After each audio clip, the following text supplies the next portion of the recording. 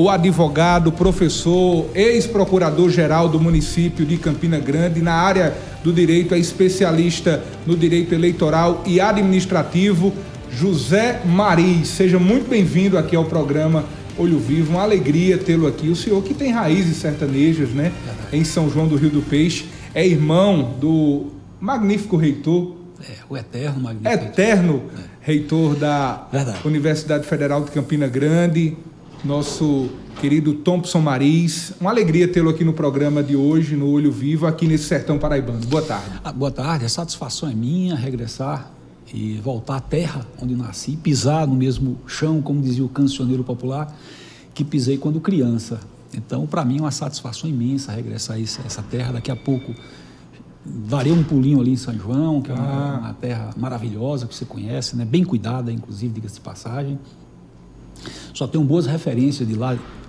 Alguns integrantes do Tribunal de Contas e do próprio Poder Judiciário sempre falaram: Mariz, a sua cidade está muito bem conservada e tudo mais. E eu vou dar um pulinho lá, porque quero ver se realmente... Constatar, né? Constatar, vamos ver se essa prova testemunhal, né? Ocular. Se a propaganda é verdadeira. É verdade. Então eu quero saudar você aqui, já saudando, né? Saúdo a você, faço saudação especial ao Diário do Sertão. E vocês parece que tem o sentimento de Gengis Khan, de um Marco Polo que desbrava, né, daqui do sertão, vai levando essa cultura. Muito obrigado. E levando a boa informação. E aqui tem celeiro de bons jornalistas. Eu tenho escutado verdadeiras loas a respeito dos bons jornalistas que tem aqui na cidade de Cajazeiras e que vem, né, lançando para toda a Paraíba. Então, uma satisfação imensa estar aqui no Diário do Sertão, falar com o meu povo, com minha gente. E, enfim, será com certeza um papo agradável. Muito obrigado. Já está sendo, na verdade. Muito obrigado, José Mariz, pela sua presença no programa. A pauta central dessa nossa entrevista é justamente o quinto constitucional. Um tema que a gente tem visto ser muito debatido a nível nacional e agora a gente tem visto de que esse tema está em evidência também na Paraíba. Esse quinto constitucional que já consta na nossa Carta Magna da Constituição, que é a formação nos plenos dos tribunais de justiça. E muitas pessoas que estão em casa ouvem falar sobre o quinto constitucional, mas muitas das vezes não conseguem compreender. Eu aproveitaria de toda a sua laureada história, de todo o seu conhecimento, para que o senhor pudesse explicar o que afinal é o quinto constitucional. O quinto constitucional é uma história longa que o Brasil tem com o quinto constitucional. Ele tem o objetivo de oxigenar as cortes com juízes que têm um determinado tempo de serviço, ou por merecimento, ou pelo fato da antiguidade. Juízes, digamos assim, azeitados, pessoas que passaram a vida se debruçando a resolver, a equacionar problemas, conflitos, e chega ao ponto de ir à Corte Superior. Lá nós vamos ter, desde 1934, nós tivemos 7 constituições. Nós temos uma Constituição Imperial de 1824, nós tivemos a Constituição de 1891, que foi a Constituição Republicana. Nós tivemos a Constituição de 1934, tivemos a Constituição de 37, a Constituição de 1946 e tivemos a Constituição de 65, 67 e a de 1988.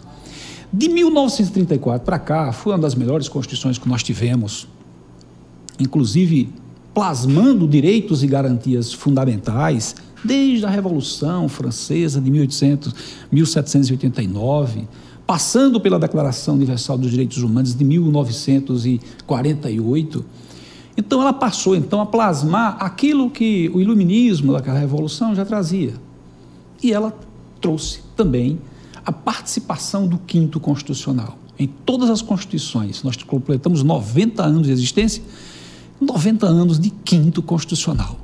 Então, esse quinto constitucional, o quê? O artigo 94, se eu não me engano, da Constituição da República Federativa do Brasil, traz a hipótese de oxigenar o tribunal com juízes e com representantes do Ministério Público e também de juristas, desde que ele tenha 10 anos de efetivo exercício da sua função e que tenha uma reputação ilibada e um notabilizado conhecimento jurídico.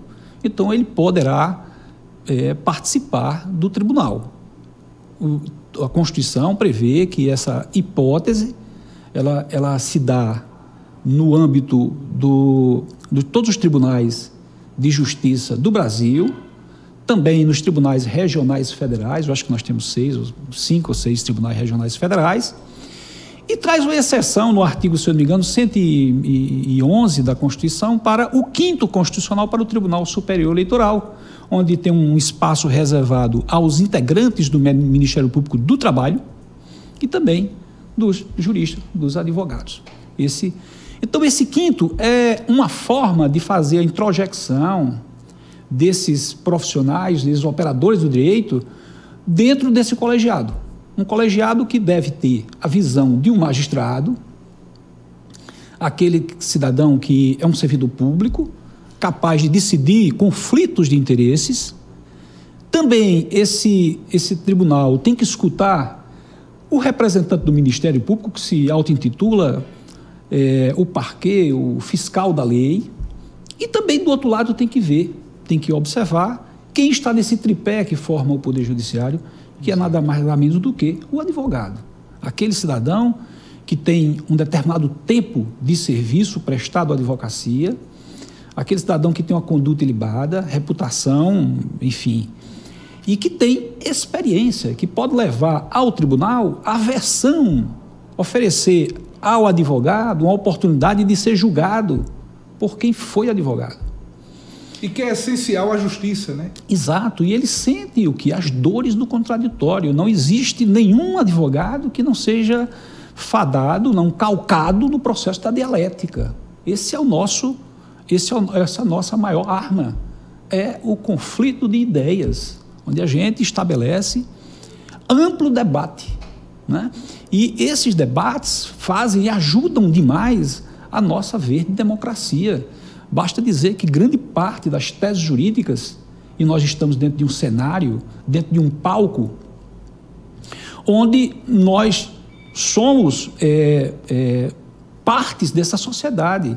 Então, grande parte das teses jurídicas, nós estamos dentro de um cenário também de um direito, né, social, voltado especificamente para a sociedade. A cada instante, a nossa sociedade muda, e é preciso a gente também mudar. E quem alcança essa evolução, essa ciência social, é o advogado, que ali está no balcão, está ali a cada instante recebendo demandas, a cada instante ele está vendo a mudança de comportamento da sociedade e leva como caixa de ressonância aquilo para o Poder Judiciário. Então, grande parte da evolução constitucional que nós tivemos de boas teses, essas teses são feitas em bancos da advocacia. Então, nós temos uma comunidade imensa, mas ao ponto dessa comunidade também oferecer contributos infindáveis à nossa cultura jurídica. E que engrandece o Poder Judiciário. Desse ponto de vista que o senhor acaba de trazer, né, de que o 5º Constitucional ele tem justamente essa finalidade de reoxigenar o Poder Judiciário. Qual a importância de que haja uma ampla discussão e que a sociedade ela tome conhecimento de que a pauta é justamente essa, não é apenas a indicação, não é apenas alguém que se coloca como apto a estar na disputa para uma cadeira no Tribunal de Justiça do Estado ou no Tribunal Regional Federal de determinada região. Qual a importância de que a população ela tome posse desse conhecimento e da importância de que advogados e de que promotores possam também ocupar aquele espaço que até então eles olhavam de uma outra visão. Verdade. A Constituição Federal diz que todo poder emana do povo e em seu nome será exercido. Se você pega uma interpretação literal, que a gente não faz interpretação literal da Constituição, mas nós veremos, até por uma questão social, que todo poder deve emanar do povo. É o poder executivo, é o poder legislativo. Aí você diz, e o Poder Judiciário? Não, o Poder Judiciário até agora não. É uma forma de introduzir no Poder Judiciário, o 5º Constitucional, uma parte da sociedade. Se hoje quem reclama ou quem defende a sociedade é o próprio advogado ou o Ministério Público, esses dois esses dois atores devem também compor o tribunal. Então é preciso que a sociedade veja da importância e o momento rico que nós vivemos nesse processo democrático e na democratização, na abertura do Poder Judiciário para a sociedade. Estamos colocando gente lá no Poder Judiciário que sabe as dores do contraditório, que conhece e identifica o que é que a sociedade está necessitando. É o advogado, o promotor público, da mesma forma. Quantas pessoas no socorro do promotor, abertura de inquérito civil, a procura de resolver ou de equacionar essa relação, digamos assim, horizontal entre Estado e o cidadão. Então essa relação tem que existir, tem que ser unida, e o Ministério Público faz isso com muita maestria. Os seus integrantes são importantes para a sociedade. Quantos problemas não foram equacionados no âmbito do Poder Judiciário pelos representantes do Ministério Público. Então, esses dois atores devem participar do cenário, ora com um viés acusatório e o outro com um viés absolutório, não é? Então, premissas e postulados constitucionais são respeitados, ora por integrantes do Judiciário que vem do 5º, e nós temos história de grandes, aqui na Paraíba, grandes representantes que saíram da categoria dos advogados, e também outros tantos bons desembargadores que também saíram do Ministério Público, e fora outros grandes e bons que saíram da magistratura. Mas eu encontro, e é comum você encontrar, muitos desembargadores que dizem: olha, eu aprendi muito com o colegiado. Eu era isolado na minha ilha de conhecimento e na minha ilha de isolamento. Eu e minha consciência, que às vezes não era certa. Às vezes você manda a consciência para um determinado ponto e às vezes o cidadão que foi formado com determinada cultura influi diretamente na função do magistrado. É possível que essa educação que ele recebeu do berço, ele possa transmitir para o cidadão que hoje ele está introjectado, para o servidor público que está introjectado. Então, a arte da dialética, do diálogo, não sei se você percebeu, mas no judiciário ele se comporta da seguinte forma: um juiz monocrático faz uma decisão ou uma sentença. Decisão se combate através de um agravo, nós chamamos assim. E uma sentença nós combatemos através de um recurso apelatório, onde se devolve ao tribunal toda a matéria fática. E lá nós vamos poder discutir não só com um que viu aquele processo, daquele ângulo e daquele raio de visão.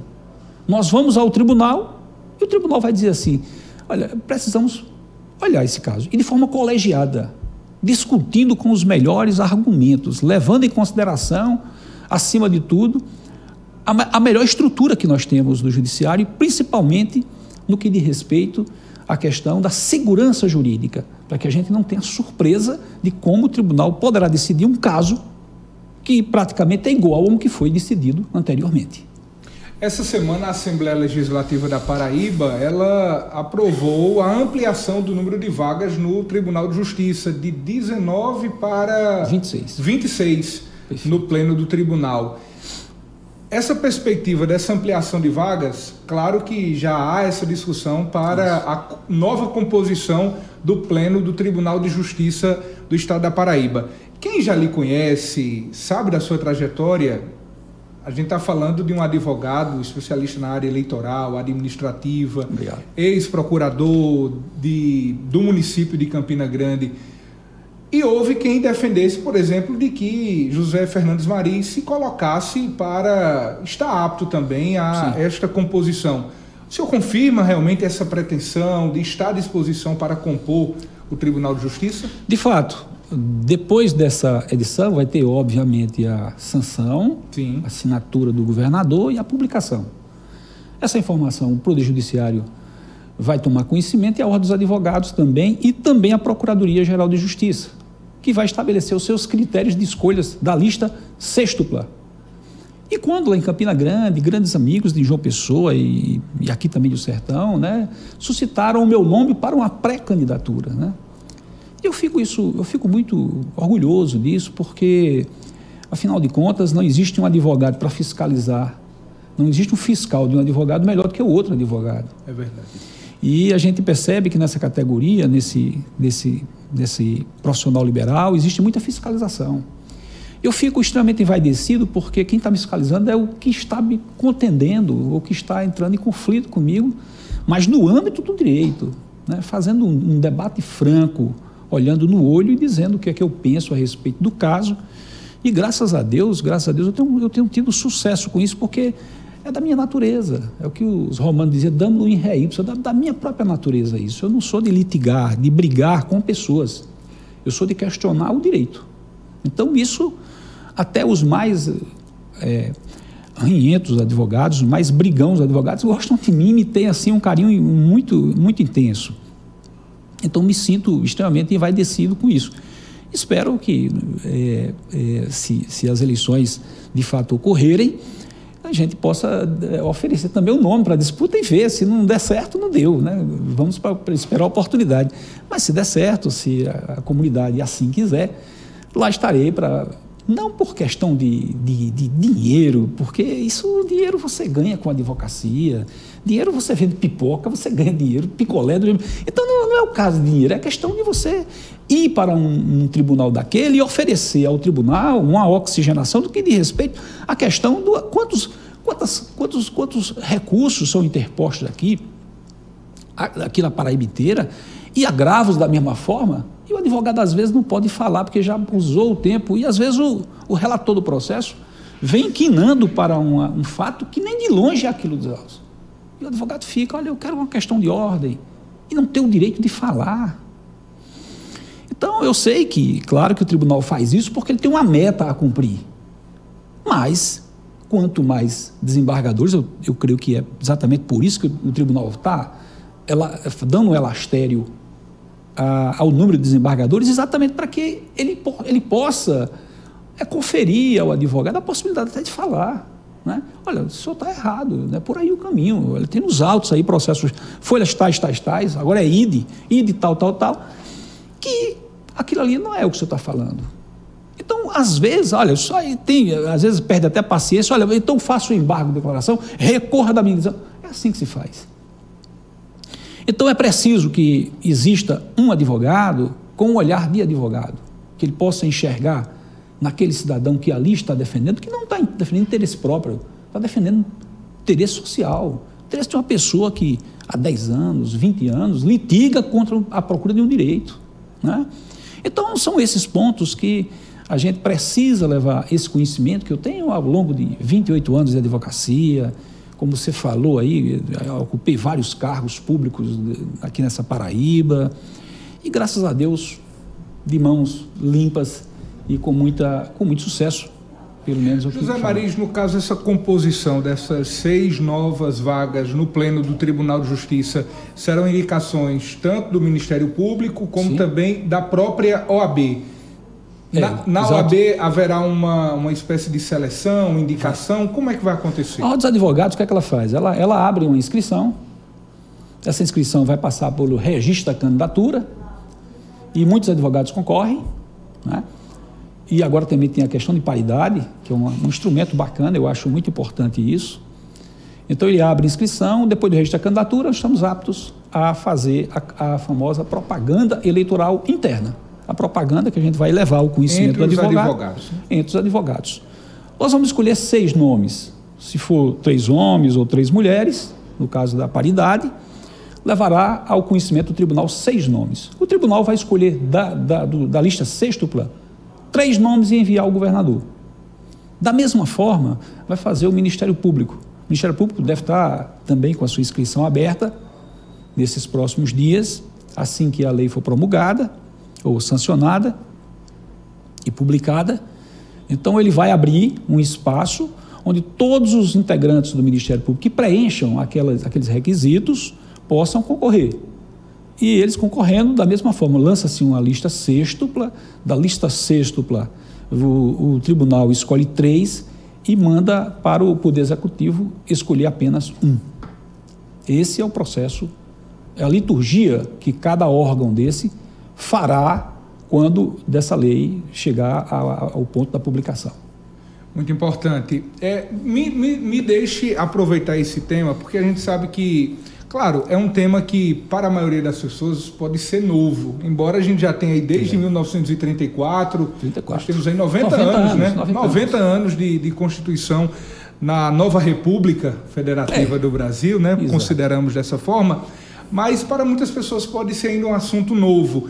Para quem quiser saber mais sobre a sua atuação, como lhe encontrar nas redes sociais, até mesmo para tantos e tantos advogados que agora nos acompanham também, para saberem mais sobre José Fernandes Mariz. Eu vou, de fato, a minha vida, eu acho que todos aqui, eu acho que todos os advogados conhecem bem, né, a minha trajetória.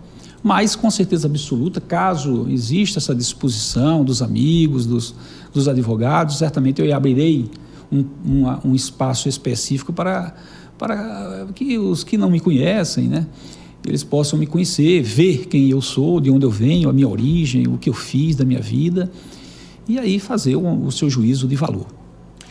Me permita fazer uma indagação, é um assunto específico dessa nossa região, mas aproveitar aqui toda a sua trajetória, seu conhecimento, José Fernandes Mariz, para abordar um tema que muito tem se falado, e aí, embora seja específico, mas hoje a Paraíba toda fala sobre isso, que é em relação a um caso específico aqui em Cajazeiras. O ex-deputado Jeová Vieira Campos, que é o atual subprocurador-geral da Assembleia Legislativa da Paraíba, Gosto muito dele. Ele denunciou na imprensa local de que a atual secretária de Educação do município de Cajazeiras, Corrinha Delfino, ela, que é pré-candidata inclusive a prefeita, estaria recebendo salários de forma irregular e acumulando cargos também de forma irregular nas prefeituras de Cajazeiras e Cachoeira dos Índios. A professora Corrinha, como é mais conhecida, ela é servidora efetiva, passou através de concurso, na Prefeitura de Cachoeira dos Índios e também em Cajazeiras. A Prefeitura de Cachoeira dos Índios, em uma nota, disse que Corrinha era... Qual a função dela? Professora. Da cidade tanto de Cachoeira dos Índios como também de Cajazeiras. Certo. E a Prefeitura de Cachoeira dos Índios, ela, em nota, divulgou e afirmou que Corrinha estava cedida, uma cessão, para que ela desempenhasse um cargo de secretária em Cajazeiras. Ela é secretária do município de Cajazeiras. Ela é secretária de Educação. Certo. E segundo Jeová, ela estava recebendo salário da Prefeitura de Cachoeira dos Índios e Cajazeiras.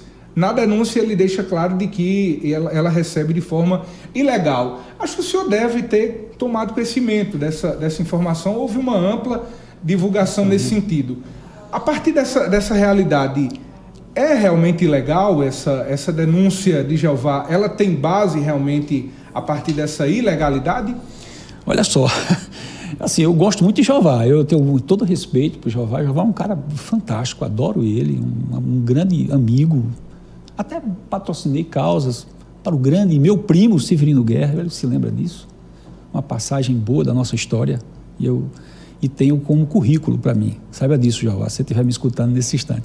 Mas, assim, eu vou dar minha opinião aqui. Eu sei que é um assunto que envolve muita política, mas como procurador do município, como já enfrentei outros problemas mais ou menos similares, a gente percebe que... eu vou deixar uma regra para não responder diretamente a Jeová e nem o que ele está falando, mas eu quero fazer o seguinte, eu vou dizer como é que é a regra. O Constituinte de 1988, ele estabeleceu a impossibilidade de acumulação de cargos públicos. No entanto, ele fez duas ressalvas. A primeira, de médico, que era o constituinte originário, entendia que naquela época os médicos eram escassos no Brasil inteiro, então existia a possibilidade de acumulação 2 cargos de médico, desde que existisse compatibilidade de horário. E também 2 cargos de professor, que também era um cargo escasso. De professor e de técnico, ou de um cargo técnico, e de professor e de um cargo científico. Então a regra é possível fazer a acumulação de cargo público desses 2 profissionais? Sim, é possível. Hoje, o Constituinte derivado alterou através de uma emenda constitucional e ampliou a questão da área médica, disse que não é só médico, qualquer pessoa da área de saúde poderia ter a acumulação de 2 cargos, receber 2 salários e se aposentar 2 vezes, ou pelo mesmo órgão ou por órgãos distintos. O caso que você suscita é de uma professora de uma cidade aqui do interior, que está à disposição do município de Cajazeiras, cedida. Sim. E esse processo de cessão é interessante. O município de Cajazeiras deve pagar ao município que fez a cessão e ele paga a professora. Tá certo? Então nós tivemos casos aqui, casos gloriosos. Eu não vou citar nomes, mas nós tivemos secretário de Estado, que era da Universidade Federal, foi colocado à disposição do Estado, ele recebia da Universidade Federal e recebia também do Estado da Paraíba. Como secretário? Como secretário. Então ele recebia a gratificação do cargo, né? Ele recebia o salário lá de gratificação do cargo e também recebia na universidade. Isso foi questionado no âmbito do Tribunal de Contas do Estado. E o Tribunal de Contas, inclusive, parecia ser memorável de um dos representantes do Ministério Público, dizendo que era possível sim, é possível. Então ele estaria à disposição e estava cedido, mas estava à disposição. Me lembro também de um caso, até do Ministério Público, falando aqui do Ministério Público, lembrei de outro caso aqui, em que a Corte do Tribunal de Justiça do Estado da Paraíba, a unanimidade, 19 votos, um integrante do Ministério Público, que era um servidor de carreira, estava ocupando também um cargo no Estado da Paraíba. E um dos procuradores reais disse, não, você não pode ficar recebendo 2 salários. Vou lá e pegou e mandou sobrestar o salário desse cidadão. Ele entrou com mandado de segurança. E caiu exatamente para um ex-integrante do Ministério Público. Ele era ex-procurador. Ele deu a liminar e a unanimidade, o tribunal disse, não, é possível sim receber esses valores. Então, a minha preocupação quanto à professora seria ela estar recebendo também do outro lado, recebendo do município, da prefeitura e do município de Cajazeiras. Pelo que eu estou vendo, o que você falou, não, né? Então, ela recebe apenas somente o salário de secretária, o salário daqui, e o município paga o salário dela lá, ela recebe o salário de volta aqui. É assim que se procede. Então, diante desse caso, qual a ilegalidade que existe nisso? Nenhuma. A gente vai encontrar... Houve, inclusive, um documento do Tribunal de Contas do Estado da Paraíba de que não há no registro ela como secretária de Educação. Ela não está como secretária de Educação, mas ela está cedida, não há... Pela Prefeitura de Cachoeira dos Índios. Sim, ela está cedida, então ela não está ela está exercendo um cargo em comissão aqui no município de Cajazeiras, não é isso? Isso. E então ela tá cedida, ela é uma servidora efetiva no exercício da função. Ela não é uma simples secretária, ela é uma servidora efetiva do município X que está à disposição do outro município Y. Então, não vejo assim nenhuma ilegalidade. Existem outros casos também, a nível regional, tem nesse muitos, mesmo sentido? Muitos, inclusive já vi casos, por exemplo, de vereador. O vereador, ele ocupa 2 cargos públicos, similares a isso aí que você falou. Aí o que é que ele faz? Ele tinha como... Aí, olha, ele era vereador e presidente da Câmara. Na verdade, não é, vereador e o presidente da Câmara é um cargo administrativo interno da própria Câmara. E aí chegou ao ponto, não, existia acumulação de horário? Existia, porque ele trabalhava... a Câmara dos Vereadores só funcionava na parte da sexta-feira à noite e os dois estava tranquilo, ele recebia. Mas ele não recebia só de um, ele fez a opção para receber de 2, que ele pode receber, e resolveu, quer dizer, olha, são milhões de casos nesse sentido. Então, o que eu vejo nesse ponto aqui, nesse aspecto, sem entrar no mérito da política, que fica muito claro isso aí, e sem ferir o brilho do meu amigo Jeová Campos, que é um grande amigo meu, mas se for dessa forma que você está falando, eu acho que não tem nenhum problema, eu acho que ela é plenamente legítima, é legítimo o exercício dos 2 cargos que ela ocupa. Não tem nenhum problema de ordem constitucional, de ordem técnica, enfim, ela é uma servidora, e diga-se de passagem, uma das notabilizadas, porque ser professor hoje no Brasil é algo assim, que deixa todo mundo preocupado pelo salário, né, do professor, mas que tem uma função imensa. O próprio Jeová é um dos professores, é um dos bons professores, não sei se está ainda lá na Universidade, na Faculdade de Direito lá de Souza, e ele sabe do que eu estou falando. Então, nesse caso, se for dessa forma que você está me apresentando, não tem nenhum problema, Ela está exercendo esse cargo de forma legítima, porque ela é servidora efetiva à disposição das duas prefeituras. Entendi. Então tá aí a sua opinião acerca... É minha opinião. A opinião do advogado especialista. Né? E como a gente emite opiniões jurídicas no âmbito administrativo, a gente coloca assim uma siglazinha, SMJ, salvo melhor juízo. Tá certo. José Fernandes Mariz, eu quero agradecer muito sua presença, dizer que as portas da TV e Rede Diário estão abertas aqui para que, sempre que estiver nessa região, passe por aqui, porque uma enorme alegria recebê-lo. A satisfação é imensa minha. Eu, sinceramente, quando eu venho aqui, eu tenho boas lembranças, só coisas boas, e voltar ao nosso sertão e tomar dessa água sagrada realmente revigora, nos traz boas energias. E, enfim, é muito agradável. Muito obrigado. Lembrado que disse Euclides da Cunha, né, também? O sertanejo, acima de tudo, um forte. É verdade. Como é forte esse povo, né? Forte demais, forte demais. É um grito ensurdecedor para o resto do Brasil, que não conhece a origem do povo sertanejo, que não conhece a cultura, não conhece uma Cajazeiras que ensinou a Paraíba a ler. A história dessa cidade é uma história voltada para o processo educacional. Nesse final de semana, o advogado José Fernandes Mariz vai estar visitando Cajazeiras, Souza, São João do Rio do Peixe também. Sempre, eu apareço sempre por ali. Inclusive, eu até sempre falo com o prefeito da minha cidade, e rapaz, toda a vida que tem um feriado, minha esposa me leva para outro ponto. Mas eu estou tentando ver se agora eu coloco esse itinerário. Eu vou trazê-la aqui outro dia para a gente visitar as nossas raízes, nosso povo, nossa gente, que aqui até o cheiro do povo é sagrado. Muito obrigado. Eu que lhe agradeço. Grande prazer.